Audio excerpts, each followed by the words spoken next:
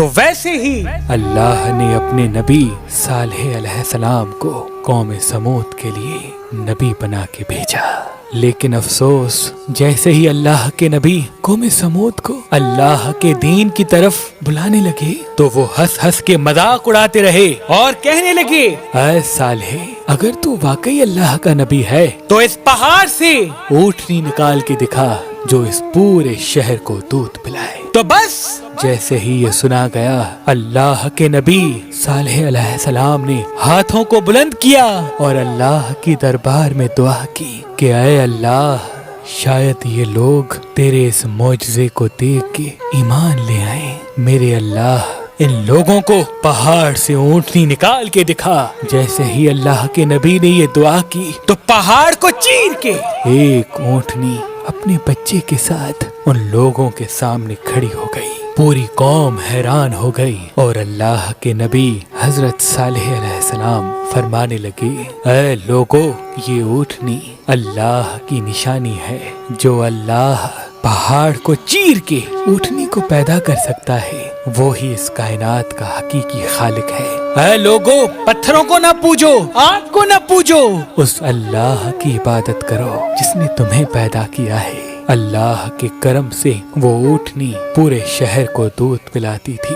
اللہ کے نبی صالح علیہ السلام نے فرمایا، اے لوگو، جو ساتھ میں چشمہ ہے، اس کا پانی ایک دن تم پیو اور دوسرے دن یہ اونٹنی پیے گی جو تمہیں دودھ دیتی ہے۔ سب نے تسلیم کیا اور لوگ ایک دن چشمے کا پانی پیتے تھے اور دوسرے دن اونٹنی کا دودھ۔ لیکن افسوس، شیطان ان لوگوں کو بھٹکاتا رہا کہ اس تالاب کے پانی پہ قوم سمود کا حق ہے، اس اونٹنی کا نہیں۔ اور ایک شخص کو لالچ دی گئی کہ شہر کی سب سے خوبصورت عورت سے تمہاری شادی کروائیں گے، بس تم ہمارا ایک کام کرو، صالح کی اونٹنی کو قتل کر دو۔ اس کا نام قطار بن سالف تھا، جو ایک طاقتور اور وحشی انسان تھا۔ اس نے 9 گروہ بنائے اور یہ کہا، اس اونٹنی کو میں اپنے ہاتھوں سے ماروں گا۔ اللہ کے نبی حضرت صالح علیہ السلام پوری قوم کو سمجھاتے رہے، اللہ سے ڈرو، یہ اونٹنی اللہ کی نشانی ہے۔ ایک دوسرے کا احساس کرو،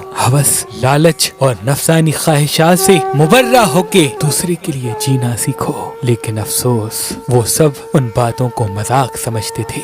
بالآخر ایک دن قطار بن سالب نے اللہ کی نشانی اس اونٹنی کے چاروں پاؤں بے دردی سے کاٹ دیے اور پورا شہر تماشا دیکھتا رہا اور بڑے ہی بے رحمانہ طریقے سے اس اونٹنی کو مار دیا۔ پورا شہر خوشیاں منانے لگا کہ ہم نے صالح کے اللہ کی اونٹنی کو مار دیا، اور سب کہنے لگے، اے صالح، اگر تیرا اللہ واقعی سچا ہے تو کہہ دے ہم پہ عذاب لائے۔ تو بس اللہ کے نبی صالح علیہ السلام نے فرمایا، 3 دن میں اللہ کا عذاب آنے والا ہے، اور جو پتھروں کے گھر تم بنا کے رہتے ہو وہی گھر تم پہ گریں گے اور تم فنار ہو جاؤ گے۔ سب ہنستے رہے، مذاق اڑاتے رہے، اور ان میں سے 9 لوگ یہ سازش بنانے لگے کہ صالح اور اس کے خاندان کو قتل کر دیتے ہیں۔ بس جیسے ہی وہ اللہ کے نبی کو قتل کرنے کے لیے گئے تو آسمان سے ایک پتھر ان لوگوں پہ آ گرا اور وہ سب کے سب فنار ہو گئے، اور یہیں سے عذاب کی شروعات اس قوم پہ ہو گئی۔ اتنے میں پوری قوم کے چہرے سیاہ ہو گئے اور آسمان سے آگ برسنے لگی اور زمین ہلنے لگی۔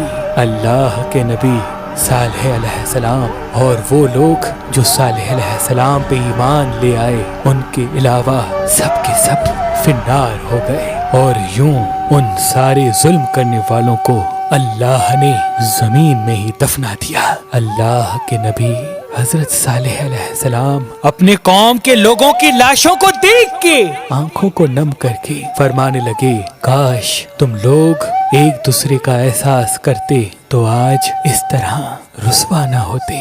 افسوس ہے کہ تم نے اپنی دنیا اور آخرت دونوں کو تباہ کر دیا۔ میں تمہارے لیے حق کا پیغام لایا تھا، لیکن افسوس تم لوگ حق کے پیغام لانے والے کو پسند نہیں کرتے۔ اس قوم کے آثار آج بھی موجود ہیں۔